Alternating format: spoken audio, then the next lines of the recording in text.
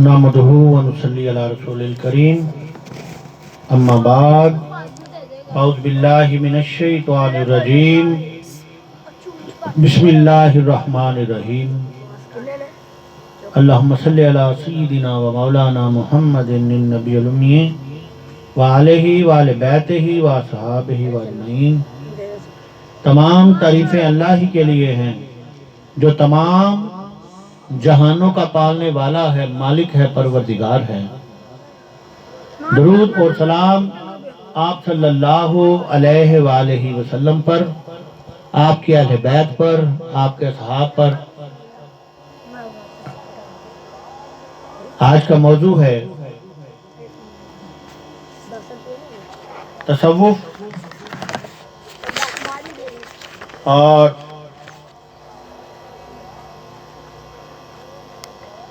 مولا علی کرم اللہ وجہہ کی ولادت کے حوالے سے۔ رجب کا مہینہ جو ہے، آپ صلی اللہ علیہ وسلم نے فرمایا کہ یہ مہینہ اللہ کا مہینہ ہے اور شعبان میرا مہینہ ہے اور رمضان میری امت کا مہینہ ہے۔ تو اب رجب کا مہینہ ہے اور 13 رجب کو مولا علی کرم اللہ وجہہ کی ولادت خانہ کعبہ کے اندر ہوئی، اور آپ کے بارے میں نبی پاک صلی اللہ علیہ وسلم نے بے شمار حدیثیں فرمائی ہیں، بے شمار حدیثیں آئی ہیں آپ کی شان کے متعلق۔ آپ کی شان کے متعلق بہت ساری احادیث مبارکہ آپ صلی اللہ علیہ وسلم کے زبان مبارک سے جاری ہوئی، اور آپ کی شان صحابہ کرام کے اندر ایک علیحدہ ہی مقام ہے آپ کو، آپ صلی اللہ علیہ وسلم کو، کہ آپ نبی کریم صلی اللہ علیہ وسلم کے چچا زاد بھائی بھی ہیں، اور کم عمر جو تھے نوجوان،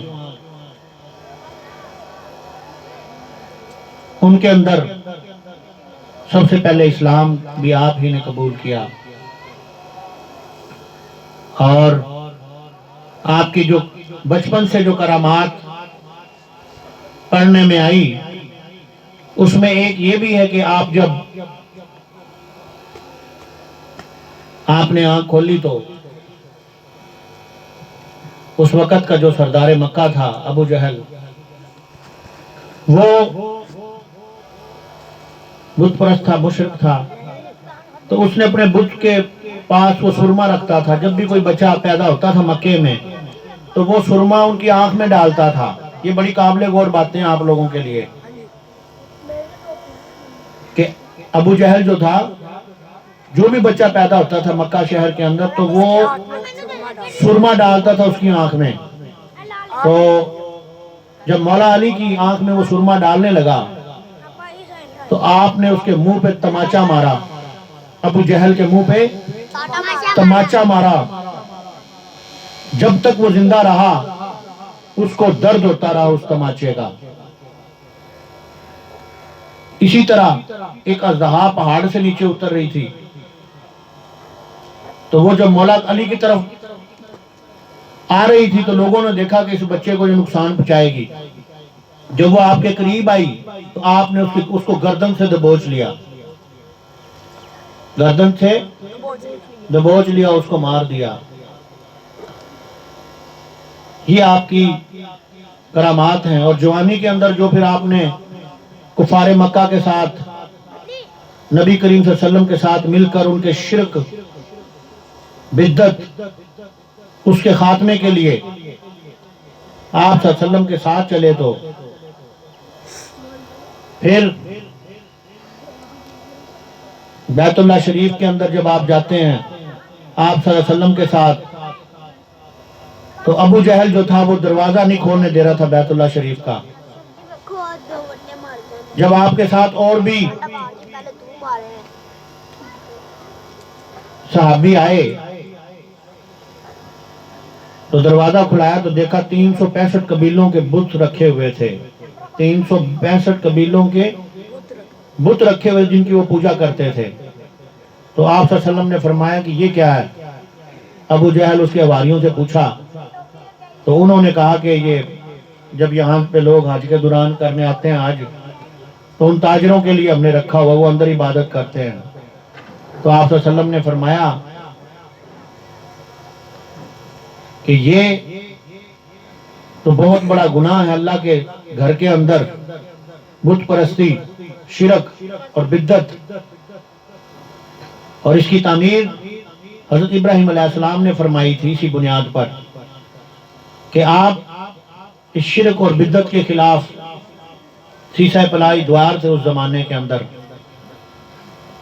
اور اس کی وجہ سے بت پرستی منع کرنے کی وجہ سے آپ کو اس دور کے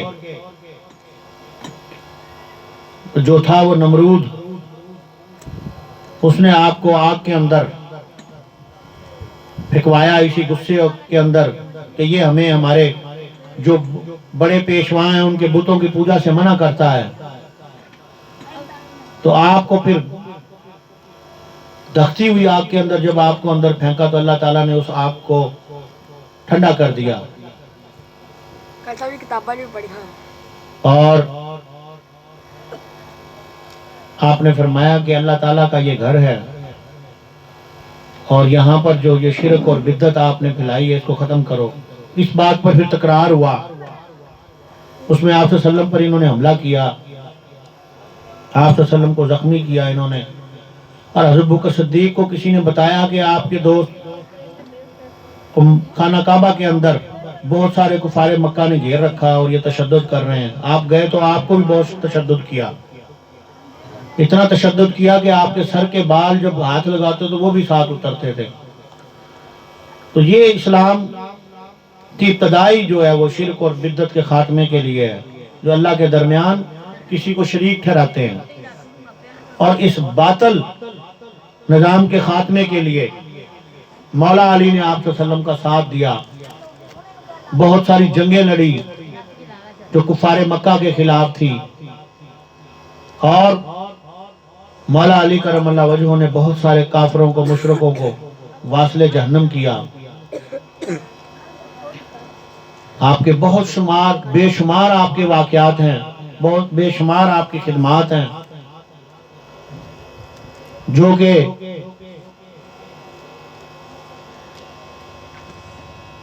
بیان کرتے رہے ختم ہی نہیں ہوتی، اتنی آپ کی شان ہے.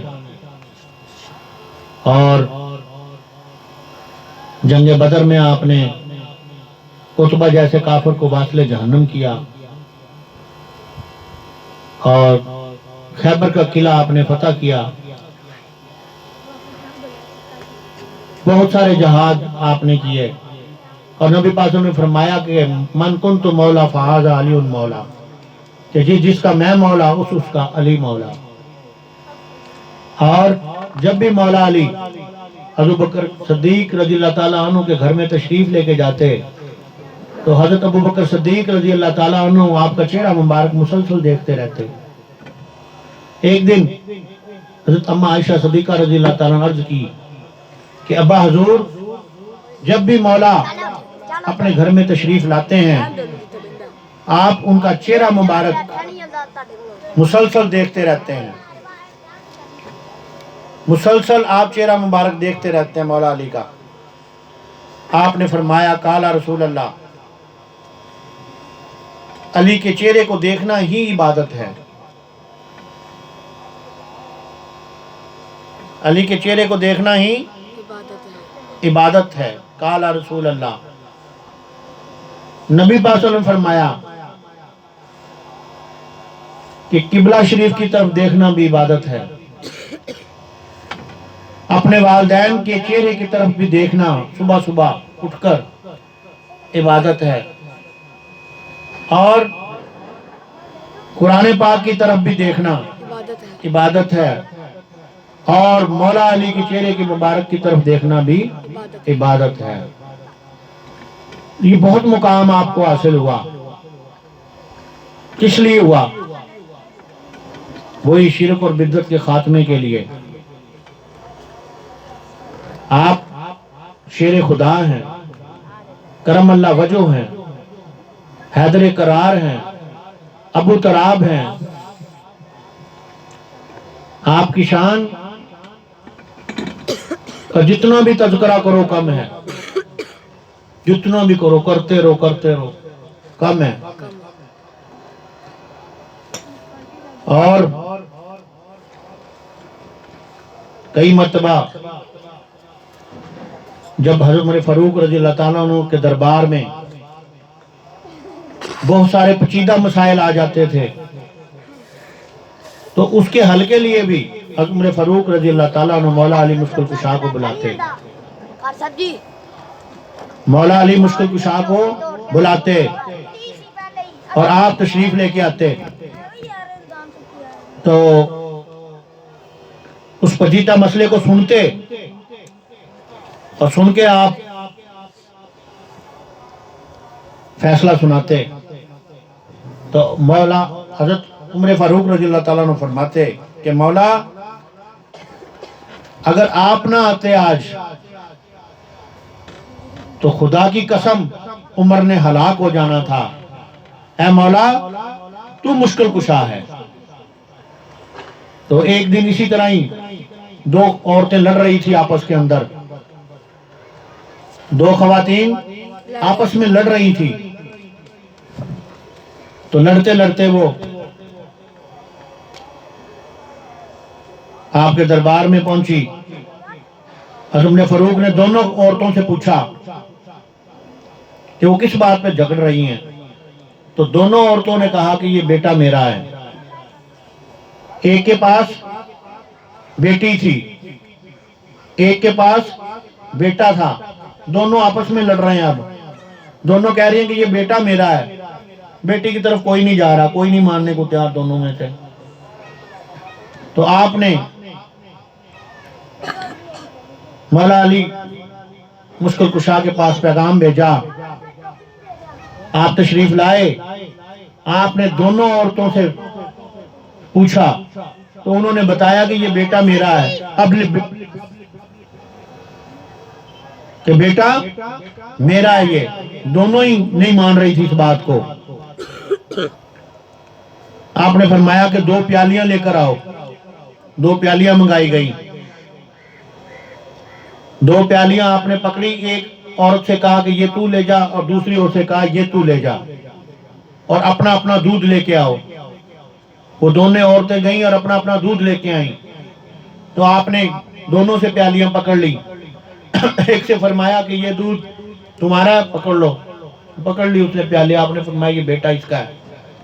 دوسری سے پکڑا دیا کہ یہ دودھ پکڑ لو، اس نے پکڑ لیا، آپ نے فرمایا بیٹی اس سے ہے۔ پورے دربار کے اندر بڑا ایک عجیب و غریب سا سما پیدا ہو گیا۔ اس وقت لیبارٹریاں نہیں تھی، لیبارٹریاں نہیں تھی جس سے چیک کر کے بتا دیا جاتا تھا۔ آپ نے مولا نے پوچھا، اور عمر فاروق نے پوچھا مولا یہ کیسے بیٹا اس کا اور بیٹی اس کی ہے؟ آپ نے فرمایا جس عورت کے بطن سے بیٹا پیدا ہوتا ہے اس کا دودھ گاڑھا ہوتا ہے، وزنی ہوتا ہے، اس لیے بیٹا اس کا ہے۔ تو عمر فاروق رضی اللہ تعالیٰ عنہ کھڑے ہو گئے ایک دم۔ آپ نے فرمایا خدا کی قسم مولا اگر آج آپ نہ آتے تو عمر نے ہلاک ہو جانا تھا۔ اے مولا آپ مشکل کشا ہو، آپ مشکل کشا ہو، جتنی بھی بڑی سے بڑی مشکلات آتی ہیں آپ ان کا حل نکال دیتے ہو۔ یعنی مشکلات کا حل نکالنے والے کو کیا کہتے ہیں؟ مشکل کشا کہتے ہیں۔ یہ آپ کا سٹیٹس تھا، یہ مولا علی کا، کہ آپ بہت ساری پیچیدہ مسائل کے حل کو نکال دیتے تھے، پل بھر نہیں۔ تو یہ چیزیں ہیں۔ ہمیں وہ عمل کرنا چاہیے جو ہمارے نبی کریم صلی اللہ علیہ وسلم نے ہمیں بتایا ہے، اور ہمیں اسی طریقے پہ چلنا چاہیے۔ تو آگے ہمارا موضوع جو ہے وہ تصوف ہے، اور تصوف کے متعلق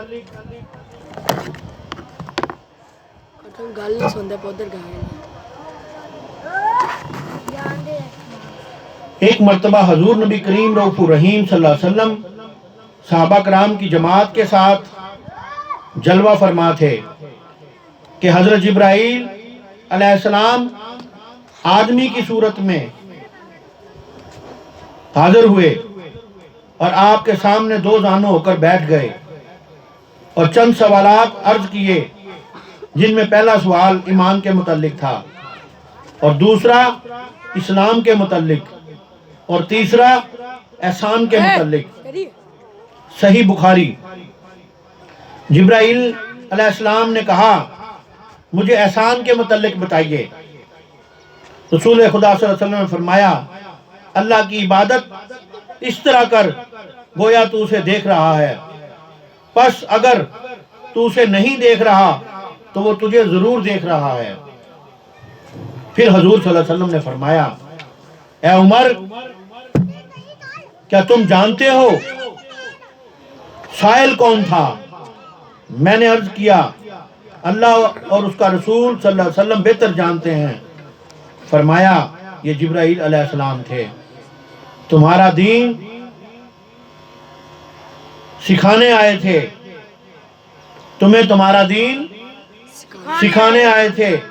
اس حدیث کی شرح میں شاہ عبد الحق محدث دہلوی نے امام مالک کا قول نقل کیا۔ امام مالک نے فرمایا، جس نے فقہ کے بغیر تصوف حاصل کیا وہ زندیق ہوا، اور جس نے تصوف سیکھے بغیر فقہ کا علم حاصل کیا وہ فاسق ہوا، اور جس نے دونوں کو جمع کیا وہ محقق ہوا۔ خوب سمجھ لو کہ دین کی بنیاد اور اس کی تکمیل کا انحصار فقہ کلام اور تصوف پر ہے، اور اس حدیث میں تینوں کا بیان ہوا۔ اسلام سے مراد فقہ ہے، کیونکہ اس میں شریعت کے احکام اور اعمال کا بیان ہے، اور ایمان سے مراد عقائد ہے، جو علم کلام کے مسائل ہیں، اور احسان سے مراد تصوف ہے۔ بھائی توجہ کیا کریں، جو صدق دل سے توجہ اللہ سے عبارت ہے، اور مشائخ طریقت کے تمام ارشادات کا حاصل یہی احسان ہے، اور تصوف اور کلام لازم و ملزوم ہیں، کیونکہ تصوف بغیر کلام کے اور فقہ بغیر تصوف کے بے معنی ہے۔ اس کی وجہ یہ ہے کہ اللہ کے احکام فقہ کے بغیر معلوم نہیں ہوتے، اور فقہ بغیر تصوف کے کامل نہیں ہوتی، کیونکہ کوئی عمل بغیر اخلاص نیت کے قبول نہیں، اور جو دونوں ایمان کے بغیر بیکار ہیں۔ ان کی مثال روح اور جسم کی ہے، ایک دوسرے کے بغیر نہ تمام رہتے ہیں۔ عالم جب تک تصوف سلوک سے بے بہرا ہے، نہ وہ وارث رسول صلی اللہ علیہ وسلم اور نہ نائب رسول خلیفہ رسول صلی اللہ علیہ وسلم، صرف وہ شخص ہوگا جس نے دین کے تینوں شعبے جمع کیے ہوں، جن کا ہم نے ذکر کیا، اور کتاب اللہ اور سنت رسول صلی اللہ علیہ وسلم کو یاد کیا ہو، اور قوانین عمل سلوک اور تربیت سالکین میں کوشش کی ہو۔ اور کچھ لوگ تصوف پہ اعتراض کرتے ہیں، تصوف پر بعض لوگ یہ اعتراض کرتے ہیں کہ حضرت صلی اللہ علیہ وسلم اور صحابہ کرام کے زمانے میں تصوف کا کوئی وجود نہیں تھا، اس لیے یہ غیر اسلامی ہے۔ یہ لوگ اتنا بھی نہیں سمجھتے کہ حضرت صلی اللہ علیہ وسلم اور صحابہ کرام کے زمانے میں مروجہ متد اول علم تفسیر، علم حدیث، علم فقہ، علم معنی، علم بیان اور علم صرف و نو کا بھی کوئی نام نہیں تھا، بلکہ یہ تمام بعد میں تابعین اور تبع تابعین وغیرہ کے زمانے میں مرتب و مدون ہوئے۔ تو کیا یہ علوم بھی غیر اسلامی ہیں؟ بات یہ ہے کہ حضرت صلی اللہ علیہ وسلم اور خلفائے راشدین کے زمانے میں تمام حضرات جہاد میں مصروف تھے، اور ان علوم و فنون کو باقاعدہ علوم کی صورت میں مرتب کرنے کا ان کے پاس وقت نہیں تھا۔ لیکن چونکہ قرآن و حدیث میں تصوف اور طریقت سمیت ان کا تمام علوم کے تخم موجود تھے، بعد میں جب مسلمانوں کو جہاد سے فراغت حاصل ہوئی تو مختلف طبع اور مختلف استعداد کے لوگوں نے اپنی طبیعت اور اپنی قابلیت کے مطابق مختلف علوم و فنون کی طرف توجہ کی، اور ان کے قواعد و ضوابط مقرر کر کے باقاعدہ علوم کی شکل میں مرتب کیا۔ چنانچہ جن حضرات نے قرآن مجید کی تشریح میں زور لگایا وہ مفسرین کے نام سے مشہور ہوئے، اور جنہوں نے علم حدیث مرتب کیا محدث کہلائے، اور جن حضرات نے فقہ کے مسائل کی طرف توجہ کی وہ فقیہ کے نام سے مشہور ہوئے، اور جن حضرات نے روحانیت یعنی قرب اللہ اور معرفت حق کی طرف توجہ کی وہ اولیاء اور عارفین کے نام سے مشہور ہو گئے۔ لیکن اس کا مطلب یہ نہیں کہ جو حضرات ایک علم کو لے کر بیٹھ گئے وہ دوسرے علوم سے ناواقف تھے، ہرگز نہیں۔ مطلب یہ کہ اگرچہ ان کو کمال صرف ایک علم میں حاصل ہوا جس کی وجہ سے ان کو شہرت حاصل ہوئی، لیکن مسلمان ہونے کی حیثیت سے وہ تمام اسلامی علوم اور عقائد و مسائل سے بخوبی واقف تھے۔ تو اس طرح تصوف کا حصول فرض عین ہے۔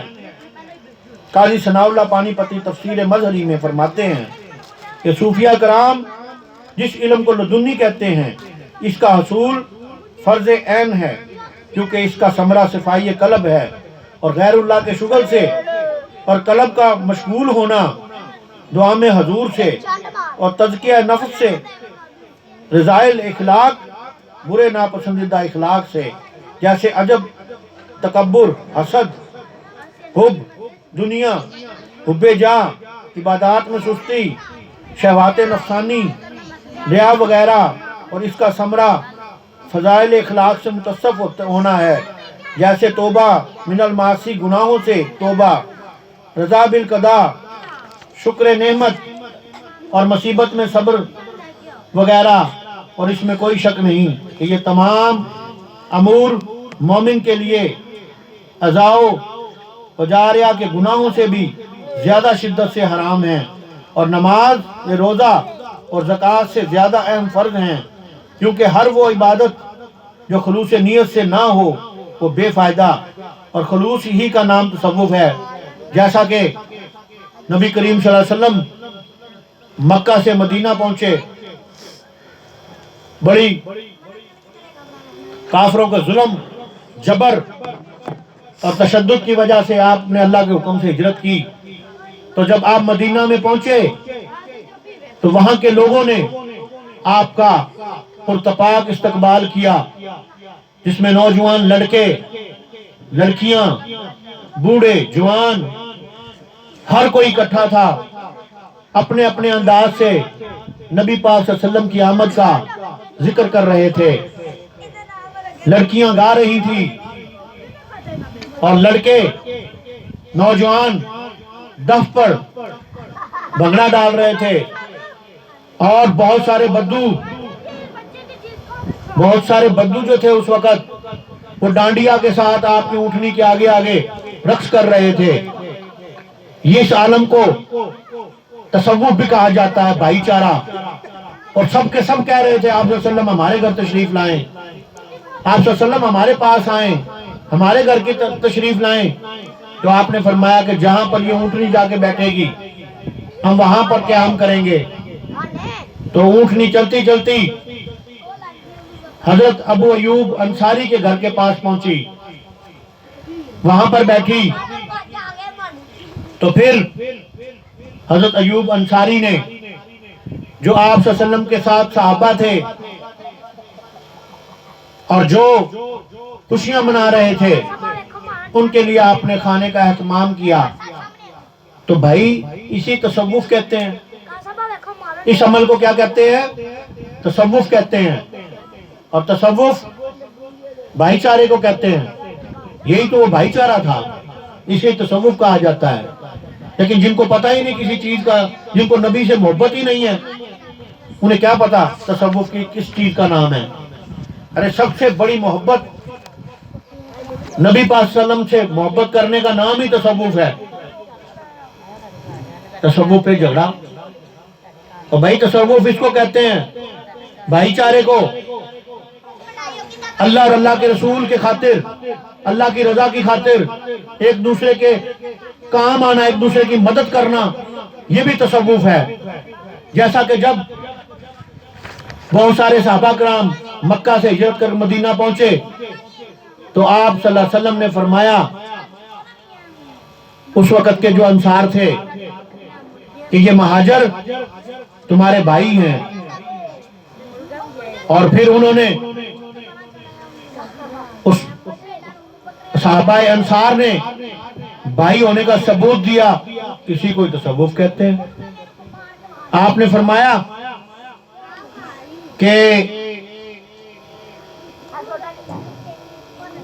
جو جس کے پاس جتنا جتنا تھا انہوں نے ایک ایک مہاجر کو اپنے حصے میں زیادہ دے دیا. جن کی 2 بیویاں تھی انہوں نے ایک کو طلاق دے کر مہاجر کو نکاح کر دیا، نکاح کروا دیا. اسی تو بھائی چارے کو، اسی کو تصوف کہتے ہیں. بھائی مدینے، ہجرت مکہ سے مدینہ تک کا سفر اور مدینے میں پہنچنا اور صحابہ کرام کا ایک دوسرے کے ساتھ تعاون کرنا، ایک دوسرے سے محبت کرنا، ایک دوسرے کے دکھ سکھ میں کام آنا، اسی کا نام تصوف ہے. تو تصوف کو بھی ان لوگوں نے ایسی لڑائی جھگڑے پہ کر دیا کہ اسلام سے پہلے تصوف نہیں تھا. اور بھائی تصوف، سارا اسلام ہی تصوف ہے. اسلام نے جتنے بھی عمل ہیں اللہ کی رضا کے لیے کیے جاتے ہیں، نبی پاک صلی اللہ علیہ وسلم کے محبت میں کیے جاتے ہیں، ان کے اہل بیت کی محبت میں کیے جاتے ہیں، ان کے صحاب کی محبت میں کیے جاتے ہیں. اس عمل کو تصوف کہتے ہیں. اور تصوف کی بہت ساری اقسام ہیں. تصوف کی بہت ساری اقسام ہیں. تصوف کی یہ بھی اقسام ہے، اگر آپ کا پیر بھائی، یہ قابل غور بات ہے بھی عماد، یہ تو توجہ کرو. تصوف کا مطلب یہ بھی ہے کہ پیر بھائی آپ کے گھر کی طرف آ رہا ہے، حکم ہے کہ جلدی سے چھلانگ لگا دو، دیر نہ کرو اس کے ملنے میں.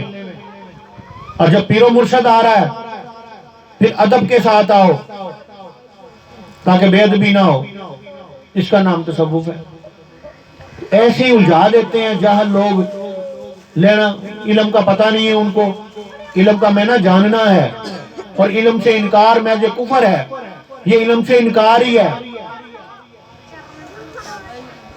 یہ تصوف اسلام میں نہیں ہے جی، سن لو بھائی. اور بھائی اسلام کی بنیاد ہی تصوف پہ ہے. اسلام سارا تصوف ہے. اسلام بھائی چارے کا درس دیتا ہے، اس سے پہلے نہیں تھا. یہ ایک کے ساتھ دشمنی ہے تو کئی نسلوں میں وہ دشمنی چلتی تھی، قبیلوں میں چلتی تھی، اور آپ صلی اللہ علیہ وسلم نے سب کو اکٹھا کر دیا، ایک دوسرے کا بھائی بنا دیا، نفرتوں کا خاتمہ کر دیا. تو اس کو تصوف کہتے ہیں. ایک دوسرے کو اکٹھا کرنے کا نام تصوف ہے. تو یہ چیزیں ہیں. ایسے ہی مطلب کہ جس چیز کا علم نہیں اور اس کے بارے میں باتیں کرنا شروع کر دیتے ہیں ہم. ٹائم کیا ہوا ہے؟ 2:04 ہو گئے. یعنی تصوف جو ہے یہ سب کا سارا اسلام، اور اسلام نے تصوف کا درس دیا ہے، جس کی وجہ سے اسلام غالب آیا پوری دنیا کے اندر. تو اس لیے ذکر و فکر، تصور شیخ، ذوق و شوق، یہی عاشقوں کی نماز ہے. انشاءاللہ اگلا جمعہ بھی تصوف پہ ہوگا. وما علینا الا البلاغ المبین. سنتے پڑھ لیں بھائی.